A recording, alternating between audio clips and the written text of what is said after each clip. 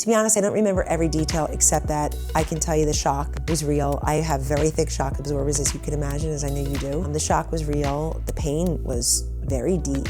It just was not expected. Did you ever think about stepping out from your job during that time period and just having it all go away? I did. I don't think it would have gone away. I worried about safety, very much worried about safety. I felt like I was safe where I was. People think that somehow President Trump and George were in this spat. President Trump rarely mentioned him. He mentioned him a couple times in answers to a very specific question, but never said his name. He said, "Oh, you mean Mr. Kellyanne Conway? I don't know, you have to ask her. I don't know him well. And she's wonderful. I don't know why he would do that." Look, Trump derangement syndrome is real. There is no vaccine, therapeutic, or cure. It addles the brain. It shuts down your sense of humor. Is there anything less attractive than, I don't know, an underachieving middle-aged man who never really made it? No. The idea that anyone, let alone professionals in the media, could direct message your 15-year-old daughter and think it's okay is absurd. Claudia is my daughter, and whatever I have discussed with Claudia and whatever we have done together and said together as a family or as a mother and a daughter, that's going to stay between us.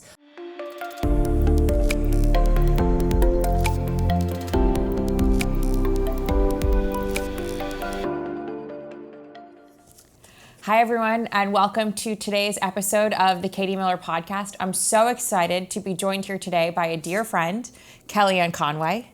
Thank you, Thank Katie. you so much for doing this. Thank you. Hello to the audience. So you are a household name. I would say most people in the country know who Kellyanne Conway is. But could you tell us a bit about your career prior to the 2016 campaign? Yes. Well, Katie Miller, first of all, congratulations on your new podcast. That is not an easy feat. I know folks are begging to be guests and tuning in regularly just to see who you're interviewing and what tough questions you're asking that week. So I'm so happy to be here.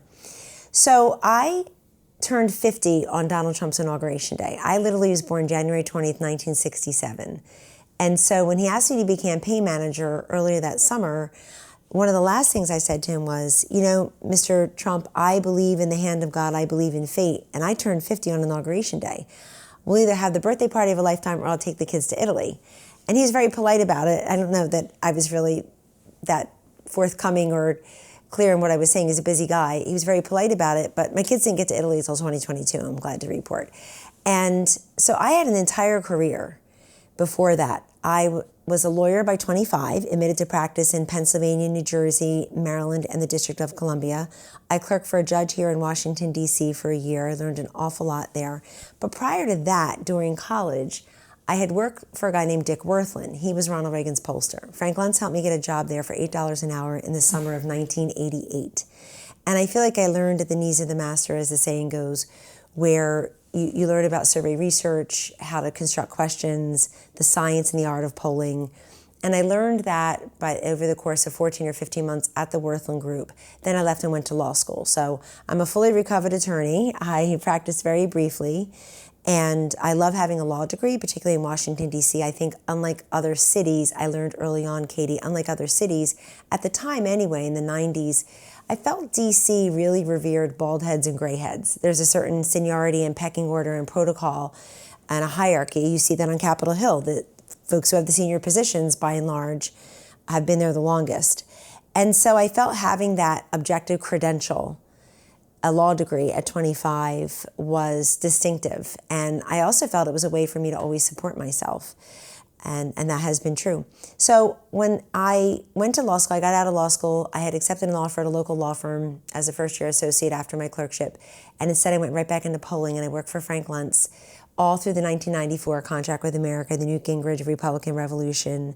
And that was amazing. Then I went out on my own. I felt the conservative movement needed its own pollster. June 1st, 1995. It was called The Polling Company. I had it for 22 years until I sold it to stay in the White House. So I've been a pollster. I was plying my trade. I was on television shows. CNN hired me as Gen X conservative political analyst. They would never call that again. They would never have true conservatives on again except for a few. And I found this new calling on television, but I never wanted to do that full time. I felt that my skill set was really in polling and consulting, and I loved that.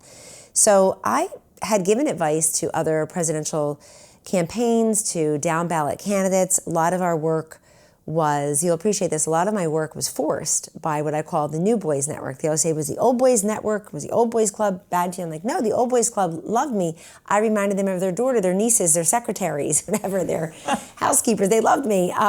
It was the New Boys Network, maybe my age and a little younger, that maybe had a problem with a woman ascending through the ranks here and there. So I thanked them in my memoir. Here's the deal. A couple of years ago, I said, I also thanking my parents and my family, and said, I'd also like to thank all the people who tried to keep me down and excluded me from a seat at the boys' table because it forced me. They wouldn't give me contracts at the RNC, the NRCC, or the presidential campaigns. And by the way, those presidential campaigns kept failing. So try something new. And I say, thank you so much for excluding me, because it forced me to go and ply my trade and make my living in market research, Katie, but in an entirely different way. So we had Major League Baseball as a client. We had American Express as a client. We had Martha Stewart living on the media, her media company as a client. And it forced me to figure out not what likely voters are thinking, but what the whole country is doing when no one's looking, how they're spending their time and their money. So we became, mini experts on women consumers. And we had clients like Lifetime Television asking us, how do we get more women to watch Lifetime, or why are they watching, et cetera.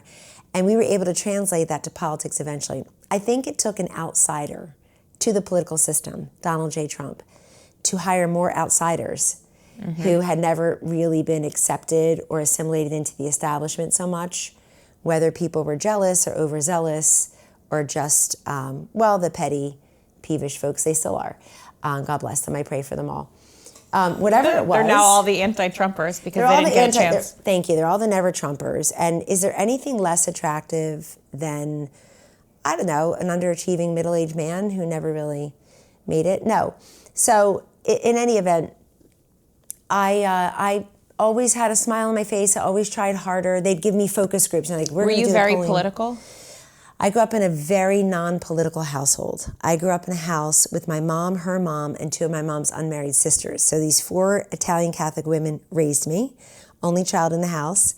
And the dog outside was a boy, the dog inside was a girl. Like, I should have been a feminist and a Democrat and a liberal and a man-hater. I should have been helping Hillary Clinton on January 20th, 2017. But instead, we were helping to defeat her. I grew up in a non-political household, Katie, but we talked about everything. They were small business owners, emphasis on small. We knelt for the Lord. We stood for the flag. Military was very important to us. There were some veterans in our family or an extended family, friends' family. We had a great deal of respect. I came of age during President Reagan. I wasn't old enough to vote for him, but he visited my hometown when I was a senior in high school. It was transformative to me. It was just a very brief interaction, but one of those moments in your life where you're saying, I want to listen a little bit more carefully to what he's saying. In the summer of 1980, President Reagan as the incumbent, 84, President Reagan as the incumbent, and Walter Mondale, Geraldine Ferraro, another Italian Catholic woman, were running, and I had to cover it for the local paper. And that meant watching on the TV, not fly around to the conventions. And I was really excited that this Italian Catholic woman was running for vice president. But I listened to all the speeches, the Democratic side, and kind of unrecognizable the way they are now, even worse now. Then I heard Reagan a week later, and I was just wowed. I said, here's a guy who doesn't share my gender, is literally 4 times my age or so, and from a different coast, but he spoke to me. It was optimistic, patriotic. It was about using military might and our force and our goodness in the world to make positive changes. And he reflected on everything he had done in the first term to build on that in the second term. So I was hooked. I had the bug. And I then interned for Congressman Jack Kemp, volunteered on his presidential campaign, interned for him in his last term in Congress. And then really kept that political bug all along, got that law degree. But I think I'm a very non-unique case. I think it's very typical in this country that people aren't focused on politics. They don't live, breathe, and eat it. And many Americans, Katie, and I sympathize with this for them. They wonder how and when politics seeped into every conversation, collaboration, consideration, friend group, and it can be divisive, but it's also seems to be ubiquitous. And I think the ubiquitousness of politics now, that it's not an every 2-year or 4-year proposition. It's constant. Is what rankles people. I think it started in 2015, the day President Trump announced for office. It absolutely did. And look, he has completely transformed American politics, the Republican Party, but he's really transformed the Republican Party as the party of the worker. And when he says America first, what that means is not America alone, obviously, but I remember in the first term, he said, I would expect Angela Merkel to say Germany first and Emmanuel Macron to say France first. Like that's our job. And I think also President Trump won this last time. And this is why I think you don't have to be political to be involved in politics. I think he won on some common sense, very simple ABC 1, 2, 3 kind of issues. Mm-hmm. Should we have an open border? Should we be a sovereign nation? We've spent billions of dollars as a nation protecting the borders of other countries. Isn't it high time we protect our own? And people had lived through it then. They lived through it. Every state was a border state, and they said, wow, I see it in my backyard. I feel it in our social services, in the classroom. When you were doing polling, I would say back in the day, for all these different companies you mentioned, are these some of the issues that you would see would pop over time as you're just polling the country? What we always saw was that people feeling that things weren't fair. So the left likes to talk about equity, equity, equity. Kamala could vomit that word 18 times in a 16-word sentence. Yes. And equity is a quality of outcomes. Fairness is a quality of opportunity. And I believe President Trump won for many reasons, migration, inflation, but I think the themes were really, it was really strength over weakness, weakness at the border, weakness in our economy, weakness in our president, say Joe Biden, weakness around the globe, we weren't respected anymore, weakness in our military capability, all of that, Katie. But then he also got elected because of fairness, and it's fairness over wokeness and fairness over unfairness. So what we find with people, voters or consumers, is that they say, I just want to go to work, raise my family as I want to, live my life quietly and privately, and pay my dues, pay my taxes, whatever that is, and be left alone. So I think all of those philosophies and policies, we can talk about them through an economic prism, but it's really fairness. And the fairness piece is essential for this reason. When President Trump says, look, you got 14 million people coming here, folks can look at that and say, well, that's not fair. And then when they get here, you open up your phone or you turn on at least one network, and you will see folks getting off a bus and getting free clothes with tags on them, brand new clothes with tags on them, free cell phones, digital benefit cards, cash. They were getting hotel rooms at the Roosevelt, a storied hotel in Manhattan for weeks. I know they were getting your kids' seat in the New York City classroom, and folks they'll say, well, that's not fair. It's not fair to trap entire generations of school children in failing schools. It's just not fair. People say it's not fair to have plumbers and pipe fitters, who I grew up with, to pay for the student loans of doctors and lawyers. I had tons of student loans. They're not responsible for that. I am. So people have this sense of fairness. Men and women's sports, Yep. You could say outrageous, sure, but most people would say, well, that's just not fair. Who came up with that idea? So I think that's something we always saw with consumers looking for value or saying, I just want things to be the way I thought they were going to be. You promised this, you made an offer, I accepted it, etc. So you've been in D.C. for how many years? I got here in 1985 when I was 18 years old for college and then law school. I stayed in Washington, D.C. for 20 years, including starting my business. And then I left to go to New York, where all 4 of my children were born. Where did you meet George? I met George. He saw me on the cover of a magazine that was quickly defunct, one of these Washington-style magazines called Capital Style, I believe. And he saw me on the cover of the magazine when he was riding the Metroliner, which was the predecessor to the Acela, many years ago, and asked his friend, Ann Coulter, if she knew me. We were supposed to meet in January of 1998, and we didn't meet until August of 99, so that was really lucky.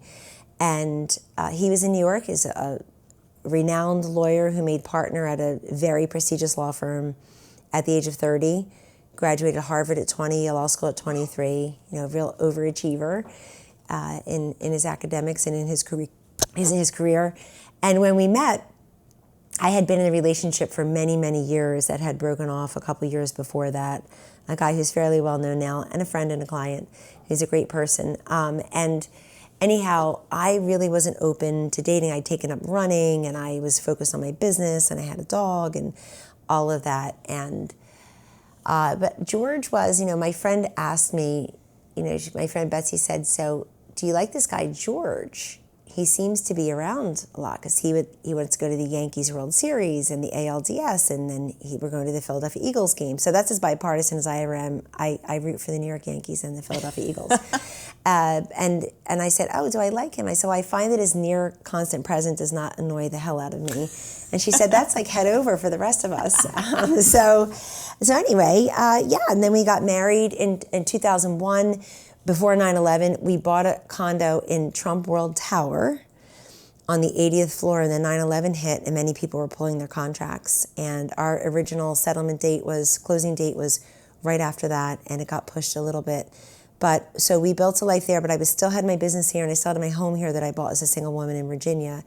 And eventually, when we were having children, we picked a city, and New York won. So we were there, and then in North Jersey for 11 years, and then came back because both George and me, in that order, accepted big jobs with President Trump for his new administration. George had accepted President Trump's nomination to head up the civil division at the Department of Justice, which, as we all appreciate, is a huge job. And so he had done that, and I was dragging my feet about coming in. Frankly, my kids were 7, 8, 12, 12, crappy age, when Trump won. And then, and I 7, 8, 12, 12. Yep, 7, 8, 12, 12. They're about to be, in the next 2 weeks, 16, 17, 21, 21. And life is great. More on them later, I'm sure. Yes. But I will say this. I was also staring at a gold mine of life-changing money. Because Trump won, people weren't expecting it. Said, we told you so. We were on the TV saying we're going to win Michigan, Wisconsin, like roll the tape. Anyway, and people were throwing money at me, and it was a lot of money, the kind I'll probably never see again. And I thought about it. What was the biggest paycheck you turned down?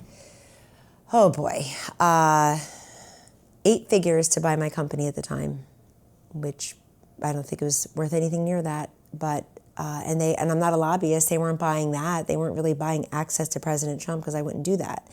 They just were, wow, it's a whole new world, and new people are in charge, and new thinking has taken hold, and they know something about the country that everybody else missed. So that's okay. It doesn't. I've never regretted it a single day because I loved my job in the White House, and I love working for candidate Trump, and then President Trump. Did the campaign take a toll on your family, or was it more once you entered the White House? What was that shift like? So George had taken a job at DOJ, and then he withdrew his name around May 1st. The dates are important. Okay. George accepted a job with President Trump early on, long before I did, and then he took his name out of contention after being nominated and interviewing people for positions and seeing his office at the DOJ, et cetera, in around early May.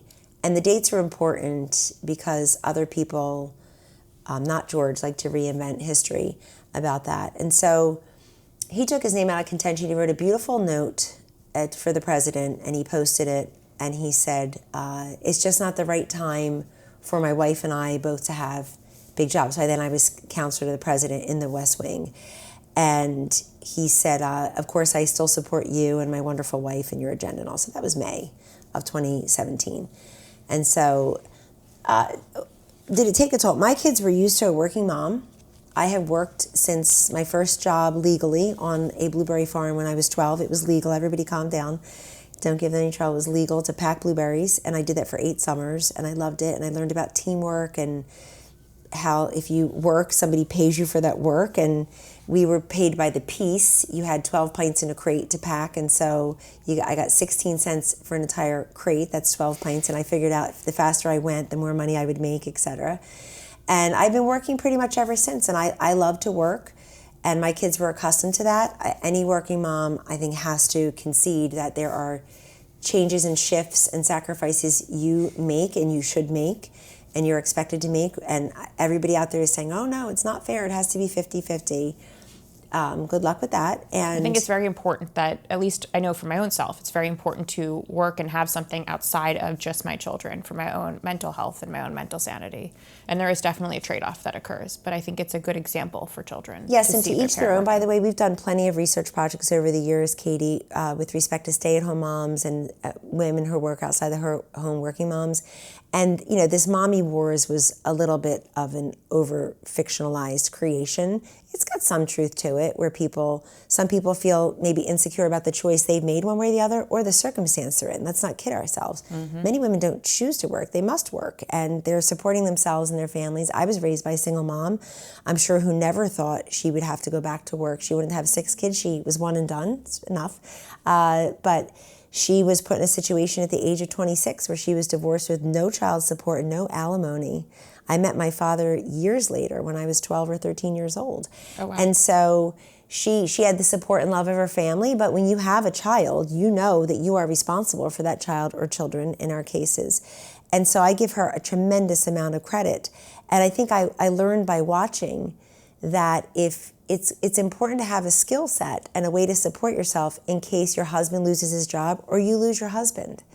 And so that's the way I always look at it, and that's the advice I try to pass on. It's easy for me to say I've got great privileges. I have money, I have security, I have my health, I have wisdom, I have accomplishments. I've got 4 amazing kids. But there's still always this feeling that you have to be out there plying your trade and earning, being able to earn money in some way to support those that you love. You never know what's going to befall you. You never know, God forbid, what crisis comes and what that costs, et cetera, and who needs you.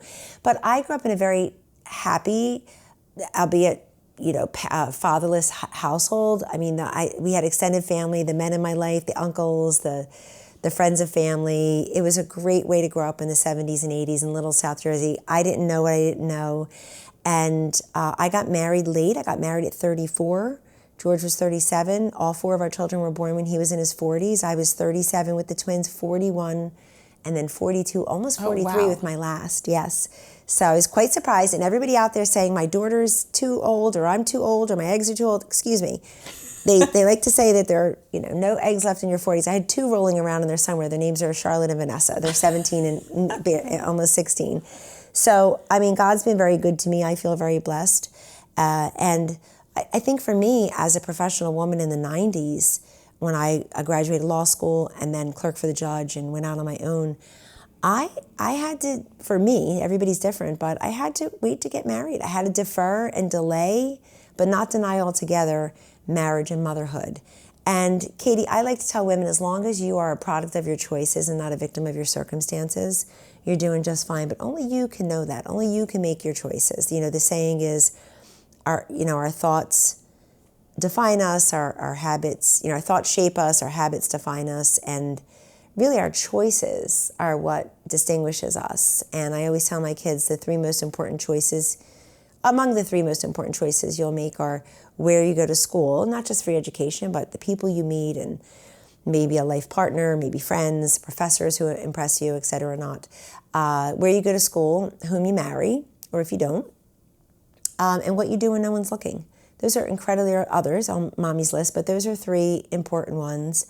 And one of them said to me recently, wow, well, you didn't get, you're not batting 1,000. I said, well, that's true, but at least I tried and I acted on my feelings and what I knew and love at the time, So anyway, you asked if it took a toll. No, I would say the campaign was very exciting for us as a family because we lived in Alpine, New Jersey, a suburb of New York City. I was home most nights. Once in a while I'd have to stay. Because the campaign was based out of New York. The campaign was based out of New York City and Trump Tower. I was home most nights or in the mornings, and when I wasn't, I would stay overnight and do the early shows, et cetera, and try to get back. Worked then, as I did in the White House for 4 years, for an unbelievable girl boss. President Trump is so good to women, and he's so good, women employees, and he's so good to working moms, particularly. None of us ever asked for a special treatment. I've told the story before, but it's worth repeating on the Katie Miller podcast because you'll appreciate it firsthand, as will your husband. That, I looked up in the Roosevelt room one day, which is a skiff, and you and I were in the White House together then. And I just happened, it just was a random Tuesday at 8:20 in the morning, and I was taking notes, and I looked around, and I saw Sarah Huckabee Sanders and Ivanka Trump and Brooke Rollins and Mercedes Schlapp and me, and instead of writing in the margins my infinite to-do list that never gets done, I started writing the names of our children. And I came up with 19 children, the 5 of us. At the time, Katie, ages 2 through 16. Mm-hmm. So show me the C-suite in America where that's possible. Show me the C-suite in America where 5 working moms of 19 children ages 2 through 16 could actually have the highest rank in the company, assistant to the president. And he created that. So the campaign was it was a love affair for my family because the kids were excited with the posters. I saved them all. Did the kids know anything about the politics at the time or care about the politics at the time? Not really. They were proud of me. They knew who Donald Trump was. And George was so supportive. I mean, George is the only person I told when President Trump asked me to be campaign manager on a Friday that summer. And I like to say, if it were a man, he would have gone down to the corral of media who are always nested in Trump Tower and said, the campaign is in a different direction now. I am in charge. We will win. And instead I went down the side door. I was like, oh my God, will they see it on my face? Will they ask me? And the president was going to Altoona, Pennsylvania, somewhere else that day. Reince Priebus is standing there. And so I just had a brief, and left. And George said, you have to do this. He said, Donald Trump can actually win with you. He said, you have to, I said, well, he's got a great team, we just need to make a couple of tweaks. And he's the one going and making 10 stops a day. Like, this is his campaign. But I think it came from understanding the country for so long and things just clicked. I mean, President Trump has a great sense of so many things, like the culture, as I said earlier, but also just timing.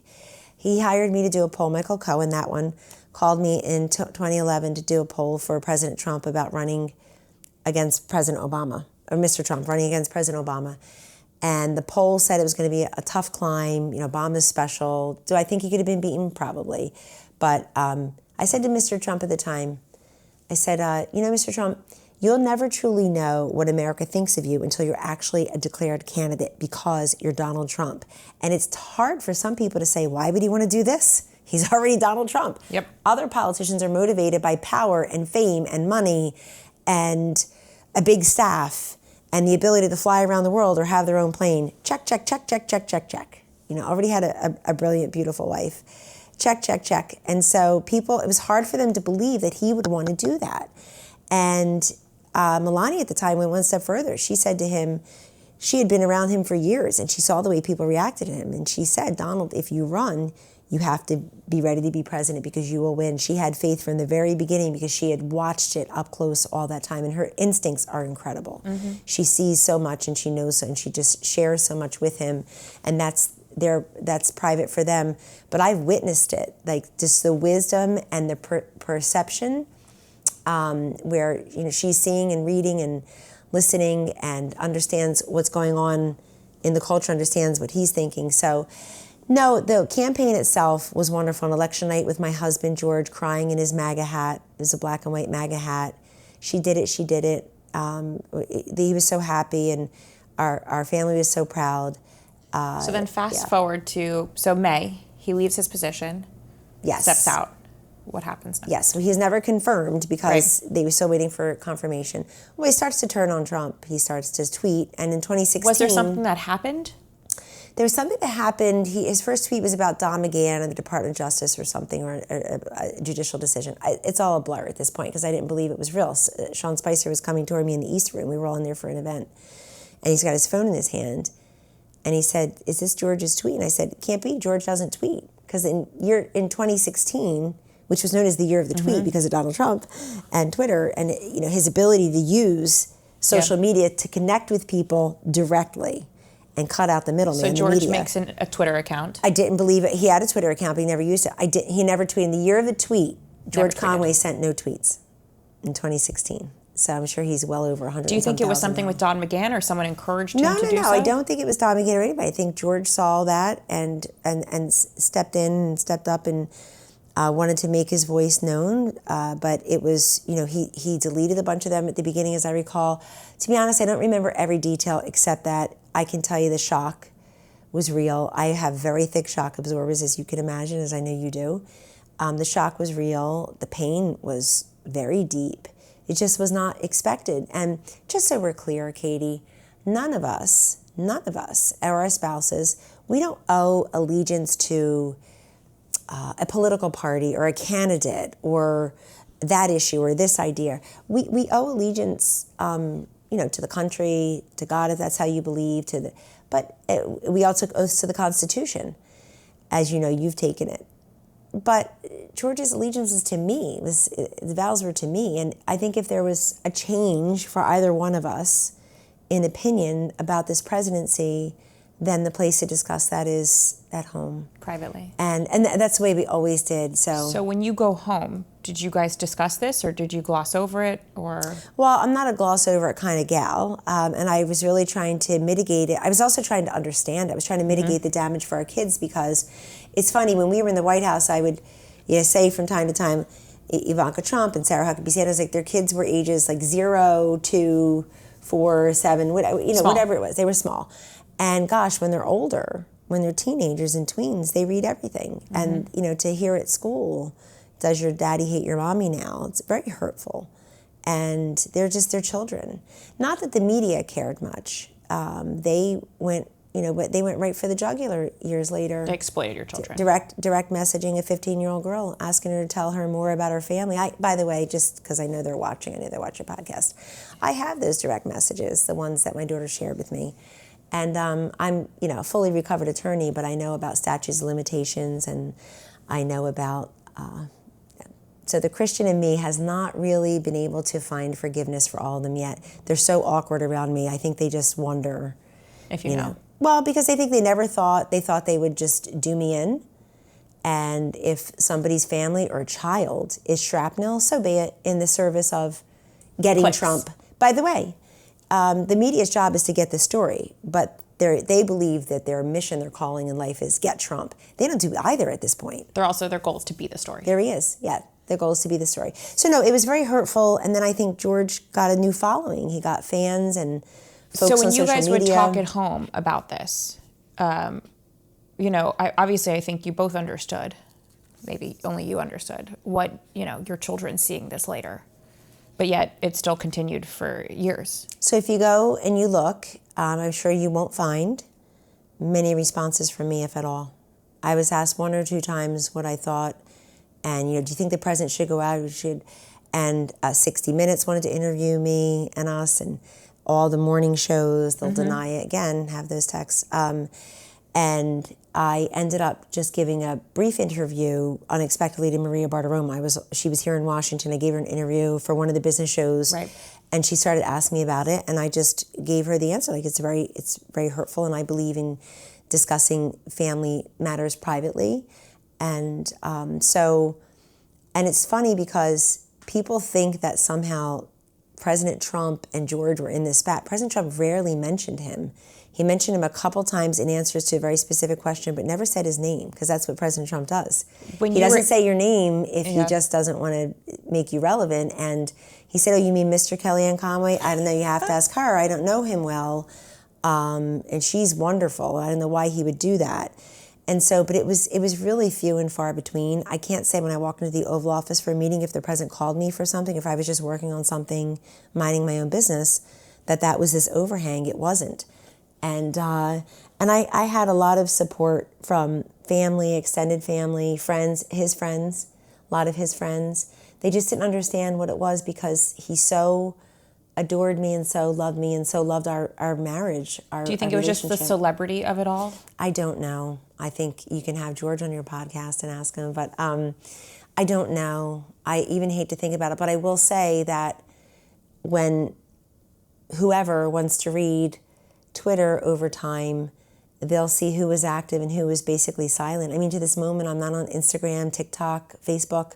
I don't begrudge anybody who is. So, no, look, I think when people go back and read, they'll see that I did not partake in the fighting. I just didn't. And I had to put the kids first and be a mother first. And maybe they're still too young to understand that. I don't need a gold star. I'm not judging anybody else's conduct here. You're responsible for yourself. Did you ever think about stepping out from your job during that time period and just having it all go away? I did. I don't think it would have gone away. I did think about that, and then I worried about safety. I very, very much worried about safety. I felt like I was safe where I was.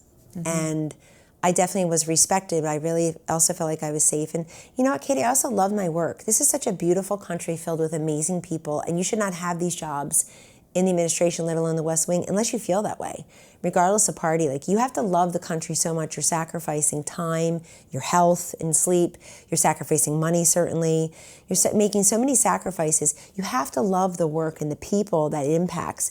I call it the RPI, the real people impact. What are we doing I've heard you say that. But it's true. What are we doing, and who is it helping and hurting? And so there was that. Plus, I knew what would happen if I left. I was going to be flooded with offers for grossly overpaid speeches abroad, like my predecessors in the West Wing, who weren't as well known and hadn't lasted as long, were taken advantage of. So I said, well, my job worked for me also because I had a boss that was on my side and assigned me things and trusted me to do things that mattered and had consequence. But more importantly, he and his wife and the team, they supported me, and that's a different kind of support than you get from your family, friends, your children. My mother lived with us, thank God. God rest her soul. And I'll say this. I lived very close. We lived here. We moved the kids here as a family. They were in schools here. And so I also couldn't uproot them all over again. That wasn't going to be fair. And even, toward the end, people, everybody went to high school in different places because that was the choice, we allowed, COVID times, et cetera. But no, I'll never understand if I tried to talk about it, George just really didn't want to talk about it or just yelled expletives about President Trump, and that's fine. But I'm not here to trash him. I don't talk about him. I'm just amazed at all the people who never had any time for him or any relationship with him or didn't even bother to get to know Kellyanne Conway's husband in any meaningful way, elevated him in this way, and the Lincoln Project people using him and his name. He didn't take a penny from the Lincoln Project, not a penny. And the rest of them took lots of pennies. And what do they have to show for it? Donald Trump will be in the big house, never again the White House. How's that working out, everybody? So they just don't get America. No, George is still doing that on X, right? Every day. I guess. I really don't know, to be honest with you. I suppose so. I assume so. I just don't live my life that way. I decided a very long time ago. Does it bother you that he still goes after like your friends and people in your life in a public way, even if you're not paying attention to it? Does that, it's not a reflection onto you, obviously, but do you just pay it no mind that that's still happening? I pay it no mind. You're telling me things I don't even know, and I really feel others know that. You and I were at a fun dinner last night that's totally private and quiet, and you walk in, I never know if there's going to be 4 people or 40 people. It was. I didn't know either. The point being, like, when I read these people saying, oh, D.C. is not fun anymore, and Donald Trump took the fun out, and I'm like, you just don't get invited to the right things. But, people don't hold me to account for his behavior. I know that because they're my friends. And also, I just decided a very long time ago, Katie, but I especially remade that decision time and time again, when my children's other parent is so active online, I got to live my life offline, not online. And if I can give one piece of unsolicited advice to people, is to do more of that. Offline just looks better, smells better, feels better, is better, and it's where life is truly lived and experienced. And so again, we all have to decide how we choose our time. And again, it's not about George or anybody else. It's just about, we all have to choose how we spend our time. We all have the same 24 hours in a day. My kids need me. We don't have a week on, a week off.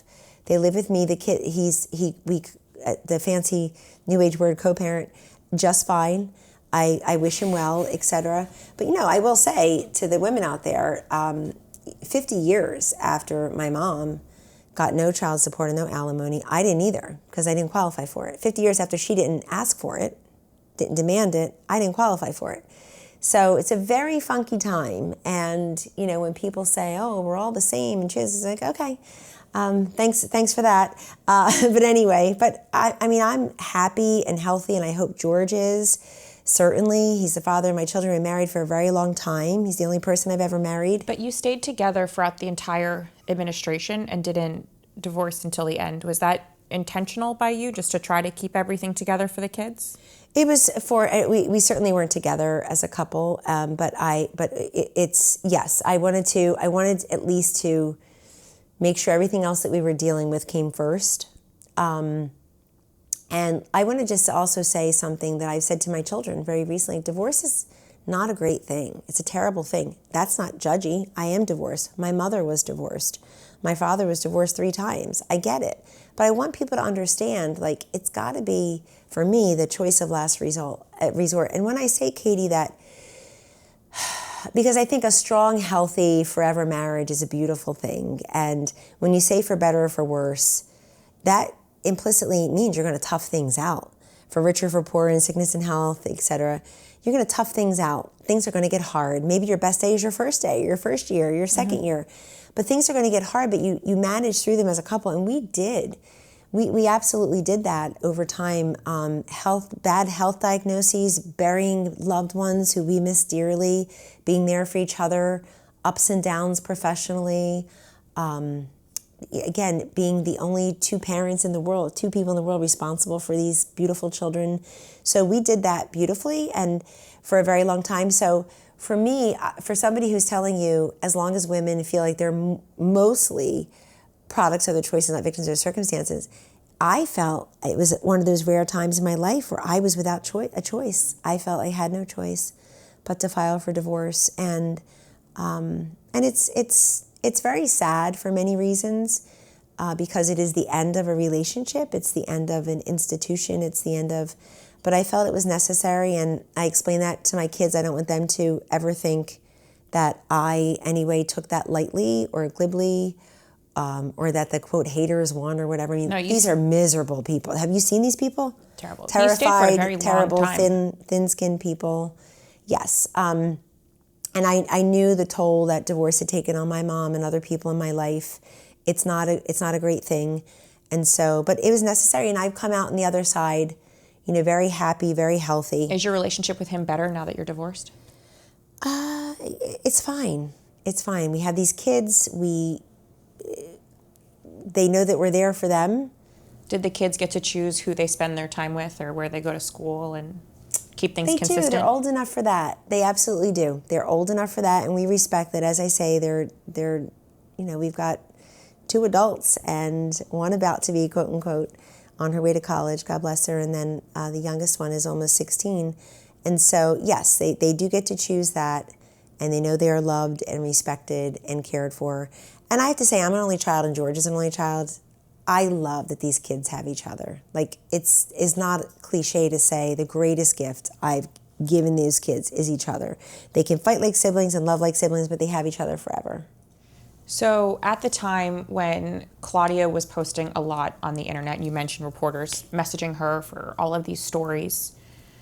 At home, I would say the biggest lesson that I want to learn from you is how you navigated that, because I think in the age of media, in the age of TikTok, I ask myself all the time, when would I give my child a phone, or how would I police that? Yeah. And I think how you manage that is incredibly powerful for other moms going through a similar situation right now.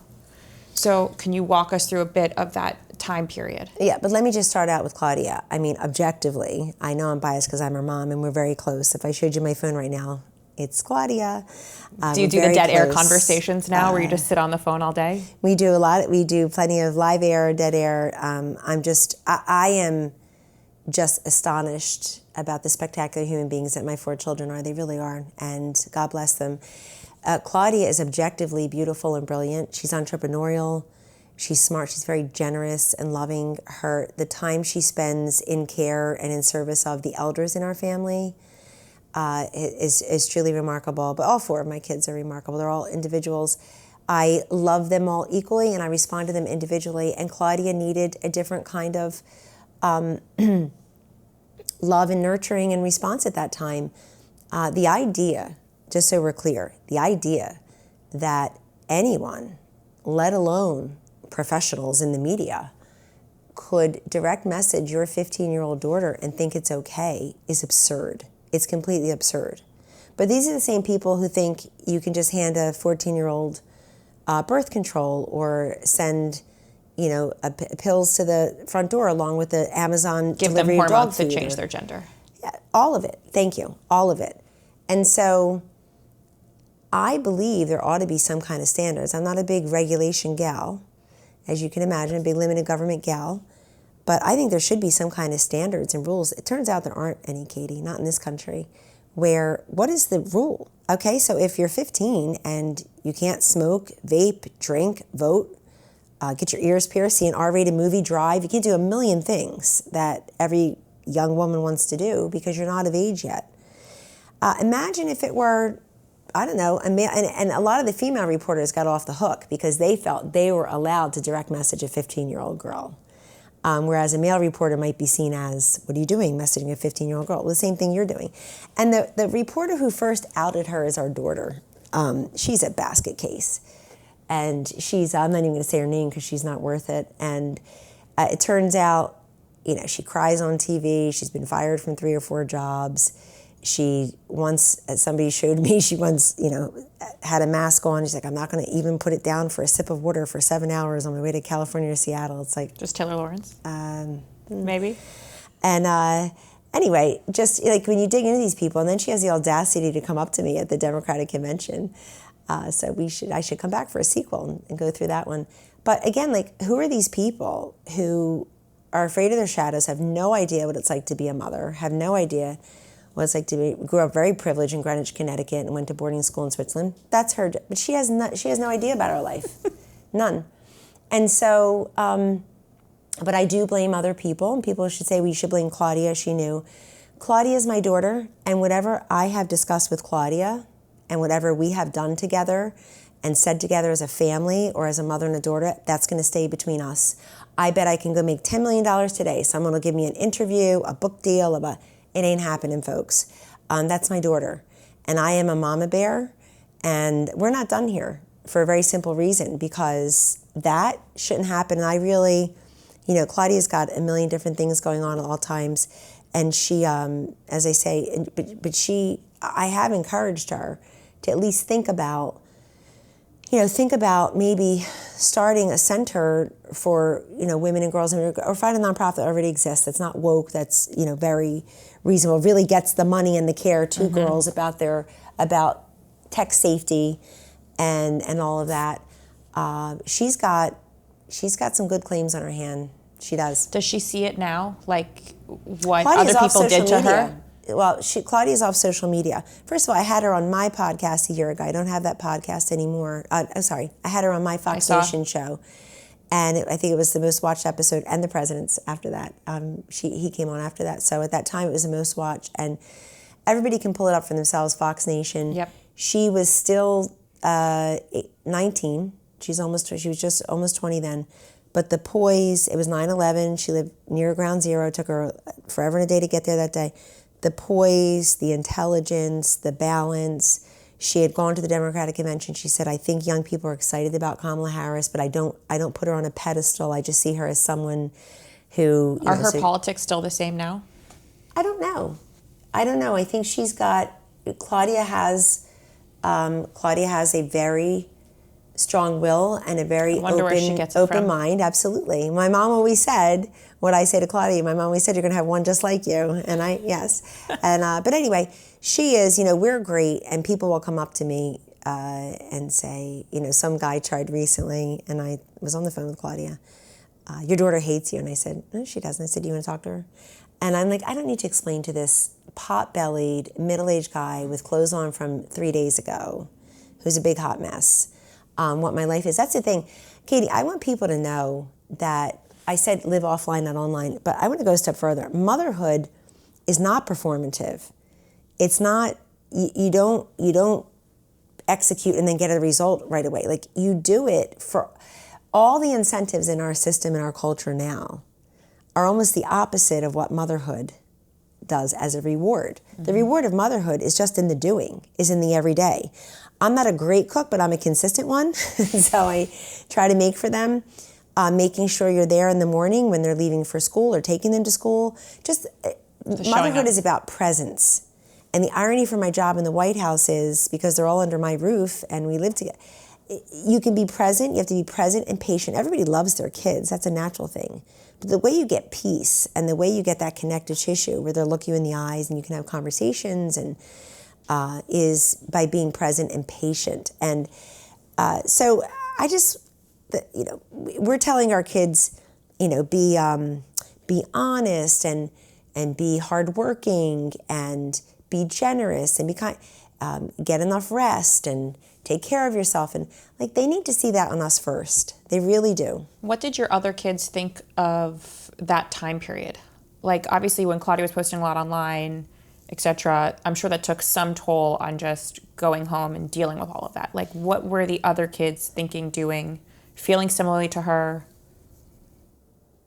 I don't want to characterize their feelings except to say that this is a very strong family. Those are amazing kids who are all making their way in this world on their own timeline, in their own way. I know every parent says, I love you no matter what. Do what you want to do. Make your own mistakes. Make your own choices. Have your own successes. I guide them the best I can. They know they've got unconditional love and infinite support from me and from their other loved ones. So I will tell you that we cherish, my kids cherish privacy. They do. They cherish privacy and normalcy. And people say, well, then if you wanted them to have a normal life, you shouldn't work in the White House. Oh, did you say that to? I guess you didn't have to say it to them because they hardly worked when they were there. But I mean, it's what the long weekend started on Tuesday night. So, in any event, ended on Monday morning. But when you're out, I will say that they cherish privacy, and I know Claudia does too. Claudia, she tells me she's not on social media. She was very active on TikTok. People had a big following. They always wanted her opinion. They wanted her to write. She had, she's worked in a couple of places that have paid her to do that, and she sees what it is, and I think she's a really good arbiter. And I want to say this, Claudia got what a lot of Americans want, a lot of girls want, which is attention and likes and money. And fame and position, and we'll send a limo for you. Come on our TV show. Tell us more about your mom and dad. What are your mom and dad doing right now? Really? What are yours? What's your husband doing? Who's he with right now? So I'm going to ask them, or maybe I already have. But look, everybody says my kids are resilient, my kids are strong. That may be true. Folks, my kids are resilient, my kids are strong. I know it. And so good for them. But look, we also, the president and the first lady and many others were absolutely lovely to me the entire time. And if their father is posting about different people who I love and are friends of mine and in my life, I don't know it and I'm not responsible for it. And I certainly don't agree with it. Do I agree with his First Amendment? Of course. But it's just not how I choose to spend my time. I would say that Claudia it's very impressive to take a step back from everything that was thrown at her and live, and be strong and live a different life now. Because I think a lot of people want TikTok fame and then to have that continue on for years instead of stepping away from it. Yes. So your friends come and go in life, and I'm sure you've seen friends come and go the same way people have come in and out of your life because of President Trump and other reasons. What's been, besides your marriage, probably some of the more, I would say, pertinent stories of friends who have either left in because of the divorce or left because of President Trump? Well, I don't know that we had many friends in the marriage that didn't predate the marriage. And my friends are all offline friends. So I have the same friends I had from when I was in kindergarten. I was with my best friend this weekend at a Philadelphia Eagles game with my two younger daughters and her sons. The thing about my friends that I've chosen as family is they really don't care where I work and where I live and what I do and what I wear and how I look. They care about me, and they are friends that I've chosen as family for my children. My children know they can rely upon them. I remember when Claudia first got a phone when she was younger, she said, "Mom, my number one entry is aunt," because you call everybody aunt. My cousins, obviously she calls aunt her godmother, Renee, my first cousin I'm close to, her brother Jan, very close to, and their families. But all my extended friends who are so excited, they were so excited for me when President Trump won. They were so excited that they can come to the Easter egg roll of this, but they were super excited, not jealous. I think the only ones that are really no longer part of my life has nothing to do with divorce. It has more to do with where were they when all that was happening. And I would say two of them sort of confronted George, but in a nice way, like, what's going on? How can we stop this train from barreling down the path? You guys love each other, and you have these kids, and you have this whole life together, and isn't that more important? But most people did what people do. Many people did what I think this country does too much of, which is we suffer from an epidemic of looking the other way, Katie. We just look the other way, like we never saw that. We don't see someone's pain. We don't see their needs. We don't see, we can go and whisper about it over there, but we pretend that we don't say it. So I think the couple of friends that I am no longer in contact with because of whoever's choice doesn't have to do with politics. It has to do with the personal. It has to do with, look, I expect other teenage girls to be jealous of teenage girls. I don't expect their mothers to be. And that's just weird. And those are that's just what happened. And look, we have privacy. Claudia has a twin brother. People don't even realize that half the time. He's Mr. MAGA, Mr. Privacy.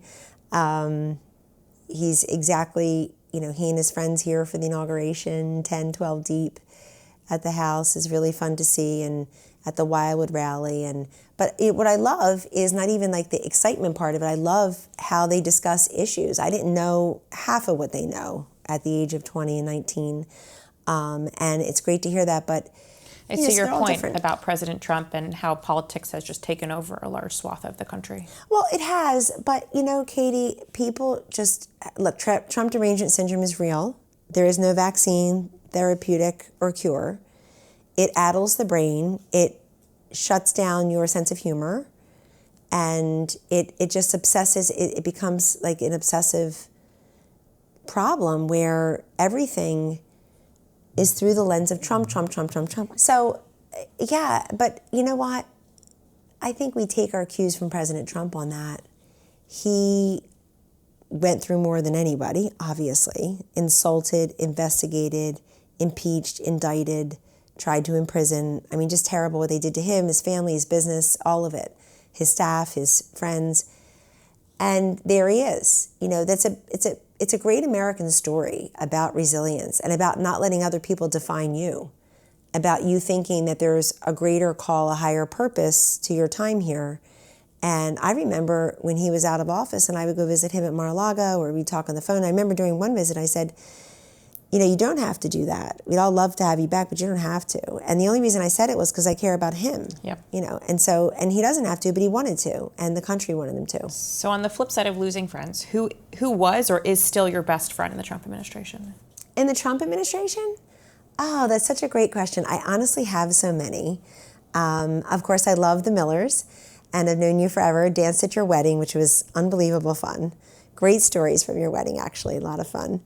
And I say I'm very close to, ironically, very close to Brooke Rollins, Linda McMahon, Pam Bondi. These are friends that preceded their time in office, which is, really exciting. But there are people like Kevin Hassett who were in both administrations, who I consider a dear friend. I don't consider any of them not my friend. I consider, there are people who maybe are more acquaintances or I didn't work with as closely. Who's someone from Trump 1 we're happy to leave behind? Oh my God. Dear. There's a lot of them. Yeah, I mean, I hate to even say their names because it makes them relevant, but somebody just sent me his defense of this Jay Jones clown in Virginia who's running for Attorney General, who said he wishes that Tim Gilbert would have bullets in his head and his wife is evil and they're raising two little Nazis, et cetera, fascists. The Vindman boys. I think people who betrayed the trust of the office. Again, you can change your mind about Donald Trump or the Republican Party, but you took an oath, and to just pretend that no longer exists because people are throwing TV time at you or congressional seats or book contracts. So I'd say anyone like that. Definitely the guy who called himself anonymous, who should have remained anonymous. Miles Taylor. I know his name, but I like him as anonymous. No, I think he should have remained anonymous. But Katie, you live and you learn, and I think that everything from the first term, first of all, a lot got done that doesn't get covered. He'll get credit for that later. But so much of it was building blocks for the future, too, where the president says, I know Washington better, I make my own personnel choices and decisions, and this is the team I have. But, yeah. What's the most common question you get about your time in the Trump White House or President Trump that you get when you're just walking around? What is he really like? Tell us a funny story. And I always have so many that never disclose any private, confidential moment. Yeah. But I love that question because I immediately light up and I can share great stories. And what is he really like? I said, he's exactly what you see on the camera now more than ever, is who he is behind the scenes. But I like who he's not also. So we had 4 or 5 communications directors in the White House in the first term. And I remember at least, I think all of them, but at least all but one of them had come in and were recommending, like, I think the president should, I got a great idea. What is it? I think he should, go have ice cream with his grandchildren. At the time he had 9, now 11 grandchildren. And I'm like, you can ask him. I don't think he's going to do that, but you can ask him. It's a nice idea. And he'd be like, I have ice cream with him all the time, but I don't need the press there. So I like all the things, just keeping it real. He shows us, but I even like the things that he doesn't do because they're performative. It's like a plastic politician, like, and now I'm having ice cream with my grandchild. Sit on my lap, Skipper. That's the number one question I get. And I also get the question, why aren't you there? But that's a choice I made. My girls, I'm a single mom. I don't need a bake sale. No one's living out of a car. But my younger daughters are a senior and sophomore in high school. And I told the president, even during the campaign, you got to look at me the way you looked at Melania the last few years. She had a son in high school. And you know him, though. He's like, that's okay. Come when you can. And I'm like, no, we can't do that. But I so support the work of this administration. I'm trying to be an ally from the outside. So I would say, I mentioned at the top of the show, but you're definitely a household name. I think a lot of people would know your picture and know exactly who you are. Especially, I would say, those odds go up in Washington, D.C. What's that like when you're sitting at a restaurant or with your kids and someone wants to come up and either say something positive or negative? And how do you handle it? It's mostly positive now. I'd say when I first moved to Washington, 1 out of 7 or 8 were downright mean or menacing. And I had 24/7 Secret Service because there are crazy people out there. And I'd say now it's 1 out of, 90, 95. Most people, because honestly, those people are just stewing in their misery. They don't know what to say. They've said it all. They tried it all. They did it all. It's a marked change. I would say that as well. Like when we go out, it used to be in the first term you get screamed at, and this time people just leave you alone. Either leave you alone, or it's people will come up and they'll say, may I take a picture? Oh my God, you're doing a great job. We love watching you on Fox. Or tell the president he's great. A lot of people these days, Katie, they come up to me in airports and wherever, restaurants, they'll say, thank you. I'll say, oh, like, no, thank you. You were there at the beginning and we love him and you put up with a lot and that was not fair to you and your family. Thank you. The thing people really never say, and some of this city should, is I'm sorry. Mm-hmm. This is not a city that apologizes for very much. They just think they move on to the next, quote, news story and they decide what that is. And I know the difference between news and noise. I have a good nose for that. And but no, most people are so lovely, and I'm just surprised how many people. And I was walking with my son one day years ago, and he's like, Mom, don't even bother. I had on the baseball hat and the sunglasses, the hair back. He's like, don't bother, because then you talk, because he knows I love to talk. He's got 3 sisters, God bless him, so we love to talk. He knows exactly what you're going to say. And he's like, Mom, people hear and they know your voice, so if you're going to disguise yourself, you can't talk. But anyway, no, people are lovely. And my kids put up a lot. Even at the Eagles game the other day, my youngest one is taking the pictures. People are like, can I take a picture with you? Now you're an Eagles fan, I like you even more. And then once in a while, somebody will say something nasty. How do you handle that? Okay, so my MO is I never draw first blood. I always get the last word. I don't start it, but I know how it ends. I mean, I think there's a song about that or two. I don't start shit, but I can tell you how it ends. Do you handle it differently when your kids are present versus if it's just you alone? No, I just asked them I said, I'm going to pray for you because I have no idea what has you so miserable today or just generally. You look super unhappy. And they're like, then they'll say Trump, alternative, and I'm so sorry, I will pray for you, and I do learn to pray for them, because honestly, what has anybody that miserable? Just hate, that old saying, hate corrodes the container in which it lives. You could just almost feel it from some people. Now, people can have a difference of opinion, but that's not the way they approach it, as you and Stephen know. They can say, listen, I disagree with you. I get that from plenty of people. I disagree with you, but you're really good at what you say. I disagree with what you say, but you're really fluid in what you say. Or, not how it goes. But it's not the way it goes. And they just think. It's like, I worked at USAID. And I'm like, okay, thank you for this time. But also, people think they know you, and they think they have a right. People think they have a right to your space, to your time, and they also think they have a right to say whatever they want to you, because they do at home in front of the TV. But Listen, it's been a good lesson. I think I hope one of the lessons my children have learned from all of it is to treat everyone the same and with respect, not just look the other way. And like when people want to take the time and stop and talk and like, thank you so much. I will pass that on. That's so nice of you. Thank you so much. I always say he loves you too. You know, like they tell President Trump, like, he loves you too. I promise you he does. And the kids will listen and then we move on to the next thing. But I remember one of them asking one time, like, Mom, did you have to give that woman 5 minutes? She just kept saying the same thing over and over again. I said, you know what? I did. Like, she just seemed, she wanted to say it and she was shaking a little and she got excited that she's able to tell somebody who maybe can do something about it. Like, yes, I did. It's nothing, so yeah. What's life like for you post White House, post divorce? What are you up to now? Incredible. Is there any love on the horizon? Happy, healthy, enjoying my work. The kids are very independent, but they're your kids, so they need you. And I feel that 16, 18, 21, these are not magic numbers in my family, and I'm glad for that. When I was growing up, people were 18s, like go off to college, trade school, they get married at 21, have kids at 22, 23. It's very different now, and I love this era of my relationship with my children too, my individual relationships, let alone with them together. We try to travel as a family. I try to do things with them individually. That part I really love. It's so nourishing, and you have to be present to be able to do that. I can't be in the West Wing at 7:30 in the morning and do that, and so or 11 o'clock at night. But yes, I'm taking care of myself. The president called me the other night about something. He said, "Let me just start out," but he does this every time. Let me start out by saying, I don't know what you're doing or what you're doing, like what's going on, but you look great. You ought to bottle it up. You look great. So I think I am rested. I am happy.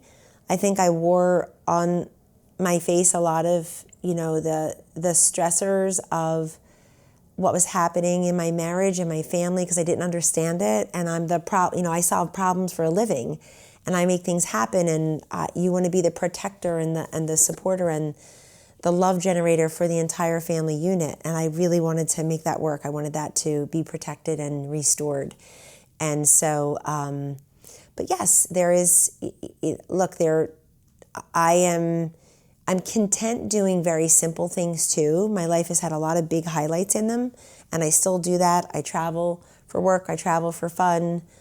But I'm also just happy doing very simple things, and I find a lot of peace and fulfillment in that. If a friend just wants to come over, or I call it a night early, or we watch a movie, whatever it is, like there's all these big highlights. And I think people almost feel, again, performative. Here's what I'm eating, here's where I am, here's what I remember taking the kids to Greece, and we were at the Parthenon, and somebody said it's the most photographed thing on Instagram. I'm like, but why? And like, I noticed everybody's just taking a picture to say I was here instead of like learning about it, like listen to the tour guide. And so I'm honestly trying to absorb life. And we've had some, the elders in my family, these women who raised me, and a couple of other friends' family, extended family, they've passed away in the last couple of years alone, and that's been really hard for my kids. So I try to be there for them, very hard for me, obviously, but very hard for my kids who have been raised around the elders and understand that whole world.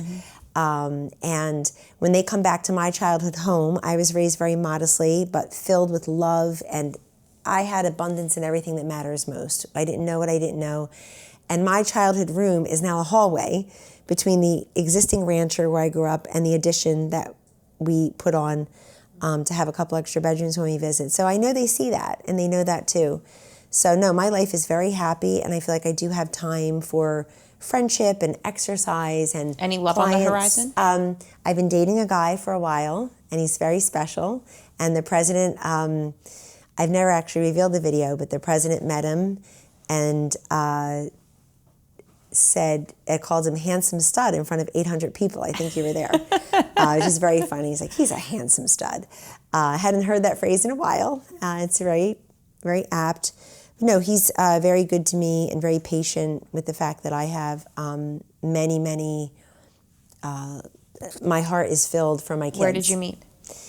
So we met at a conference in the south of France. Claudia was with me, but we didn't start dating for a very long time, like a year plus probably, because because I was married. I was not fully divorced, and I wouldn't have done that. And I think he had girlfriends or something. But in any event, but we just click, and we're the same age. And he has, he's learned to love Washington as well.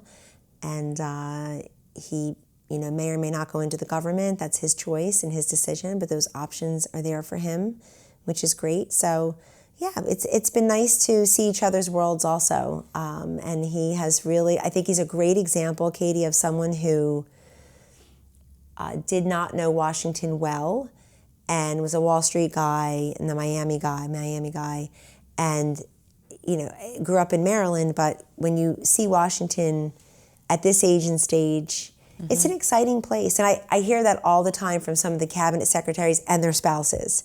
Like, wow, I really love Washington. It's so walkable. It's so much fun. The food is unbelievable. The people are nice. It's now safe again. It's now safe again. It is beautiful. I told the president, I probably live in an area with more protesters than people who saw the National Guard. I said, but you've made it safe and beautiful and more beautiful for everyone. And especially those in need who are not the protesters. Do you ever take a step back and think of, if you were to describe, I would say, your last 8 years of your life and be like, holy shit, she did it. Like, how is she so strong? Like, how is that person so strong? When you're like, she was a counselor to the president. She was constantly on TV.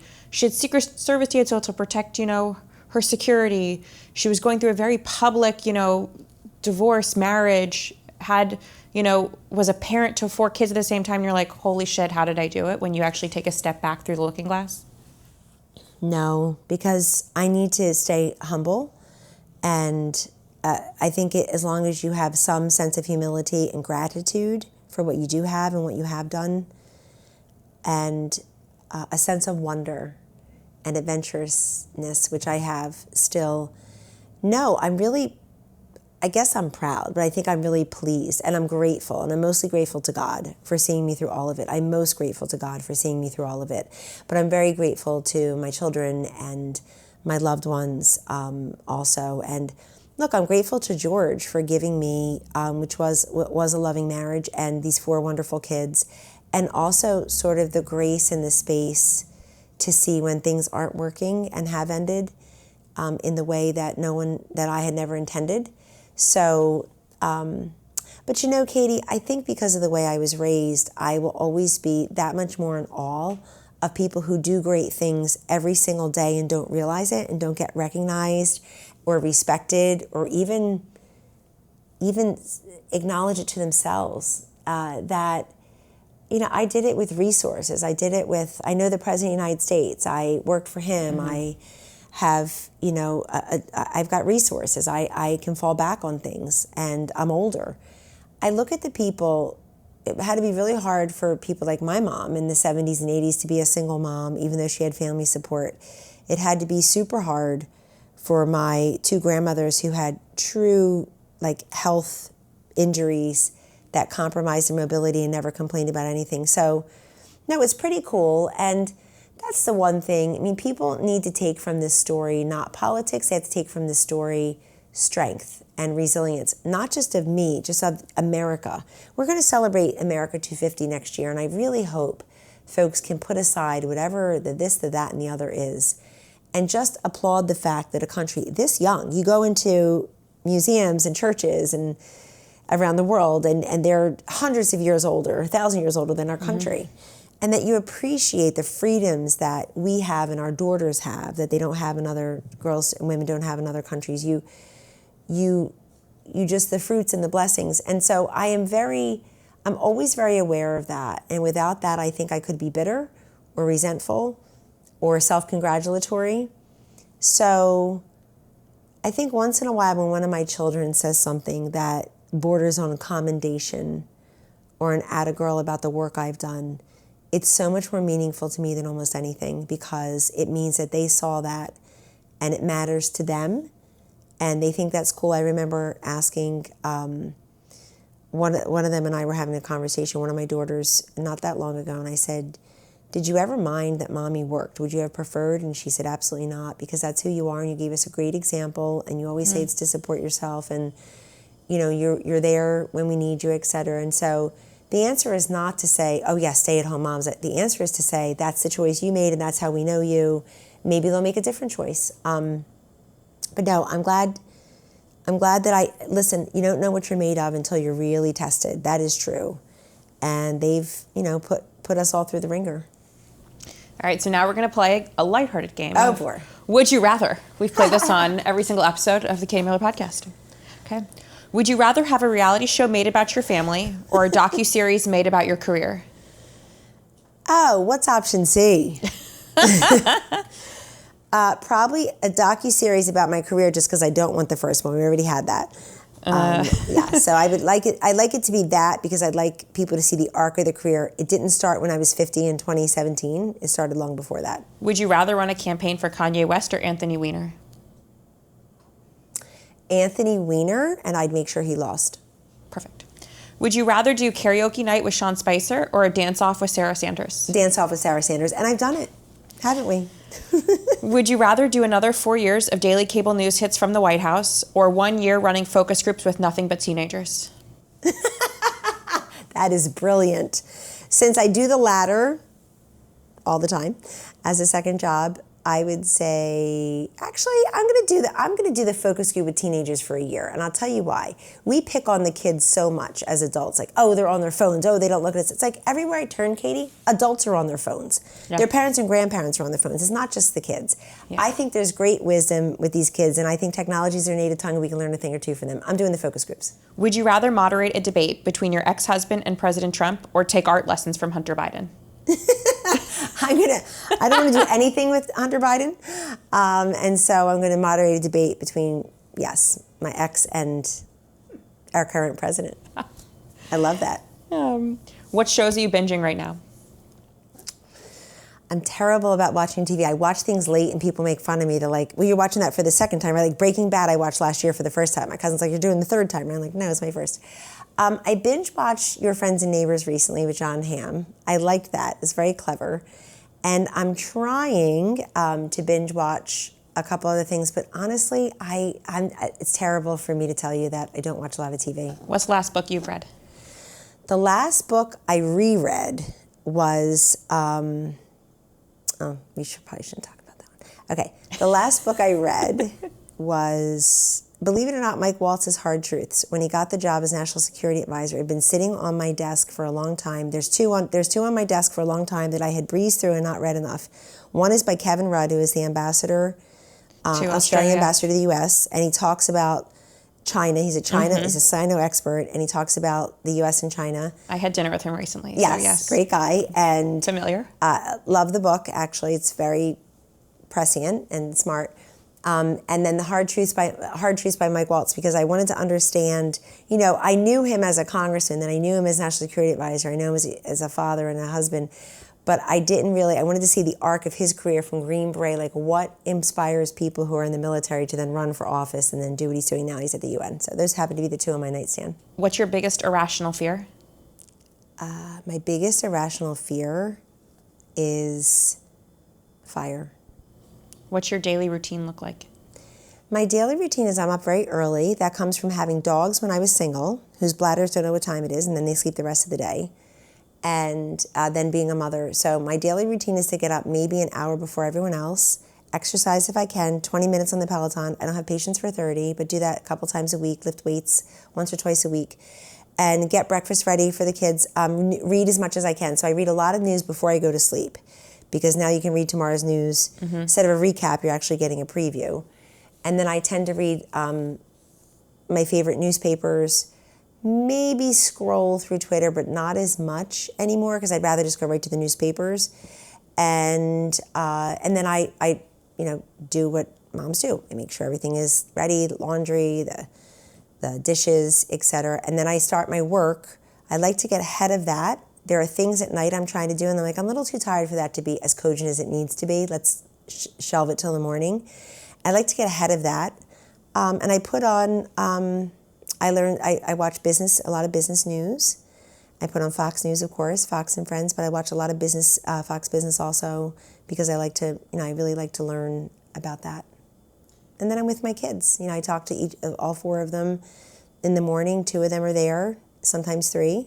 Do you cook dinner at night? I do. Best meal you cook? They would say filet mignon. Sear it first, then grill it.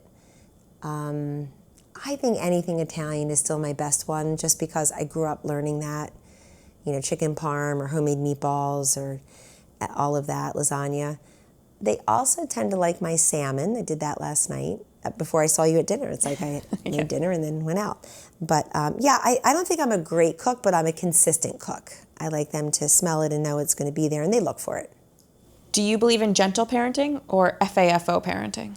That happened to me once to Stephen Colbert like 22 years ago before I was a parent. He was interviewing me for The Daily Show, and he said, if I were a candidate, do you think I'd get the MILF vote? And I didn't know what that was. So you guys can laugh at that again. Neither. I mean, gentle, I can be gentle. The FAFO, no, I don't do that. That we have rules, and I don't like laziness or disrespect, or not just disrespect toward me or toward a parent but toward an assignment or toward a teacher or toward someone on social disrespect, your own space. So no, I think I've learned to be much more gentle in that. I think teenagers particularly and tweens, there's a lot going on. And if you're not gentle and they don't feel comfortable talking to you, they won't. Favorite White House event? My favorite White House event was the annual, I have two. I think the Easter egg roll was my favorite White House event, just because my kids were those ages and they so enjoyed it, and we were able to open that up to the world. Like, people would call me and say, do you think I can get tickets to the White House egg roll? Like, it was the Fabergé egg. Do you think I couldn't? Somebody would write me a letter and draw me pictures. I'm 7. I've always wanted to go to I've always wanted to go. They're 7. And like, to be able to open that up to everyone was exciting to me. My favorite event, though, was probably when my beloved Philadelphia Eagles did not come last minute for the championship. They had RSVP'd 82 people, had cleared their credentials and their information for Secret Service. That's a fact. And then many of them weren't going to come any longer because of a change the NFL made in their rules in the off season.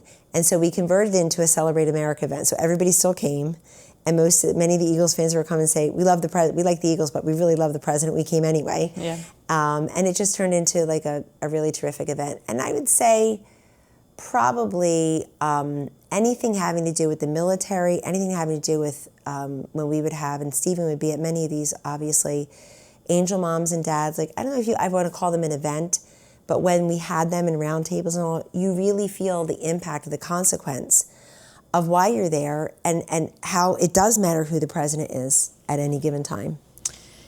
Our last question of this episode is, if you could host a dinner party with 3 people dead or alive, who would be at the table and what are you eating? Alive. Oh, because I would have picked Jesus Christ, my grandmother. I said dead or alive. Okay, yeah. Oh, dead or alive. Oh, Jesus, definitely. I have questions, and he does too, of me. Jesus Christ, my grandmother Antoinette, and I'll pick one. What are we eating? I would say for that, we would eat a whole array of things. I would say the table would be filled. It'd be more like a buffet. It'd have to be more like a buffet. I'm a condiment queen. I love favorite condiment? A lot of stuff on tomato sauce, probably. I put it on everything, though. I mean, I put it on everything. I probably have like 6, 7 condiments on a thing. So, and we call it gravy at home because we were Italian. So, yeah, that would be, I was very close to my grandmothers, but my maternal grandmother helped raise me in the house. And when she died, I didn't even cry, because we had that kind of relationship where we had said everything I wanted her till the very last moment. Her kidneys were failing, and I called this guy who I'd gone out on a date with, and he was a nephrologist. He was studying to be at the time, and I called him, and he said, oh, it's so great to hear from you. I'm like, I'm sorry I never called you back. Like last year, a year and a half ago, I said, but my grandma's kidneys are failing. Can you help? I wanted her to. So I had nothing more to say or do then, because we had such a beautiful, honest, loving relationship of 32 years. But now that I've been a mom, and now that I've been married, and now that I'm in my late 50s, I would want to talk to her all over again, and get her unbelievable advice. So one of her daughters, my Aunt Rita, is still with us, and my cousins, like I said, her other grandchildren are with us. And so, but that would be it. And Jesus, I feel very at peace with being a Roman Catholic, but I'm a flawed one, raising 4 flawed ones. And I think I would actually want to hear directly from the source how we're, if you had the founding fathers here today and say, do you believe the way they're interpreting the Constitution or not? Mm-hmm. I think I would do the same with Jesus about the Bible, and I would do the same about the modern Catholic religion. Thank you for joining. Thank you for having me. Thank you for watching this episode of the Katie Miller Podcast. Please don't forget to like, subscribe, follow, share. We're available every single Monday night, 6 p.m. Eastern, where you get your podcasts. Thanks so much. Thanks for joining this episode, and we'll see you next week.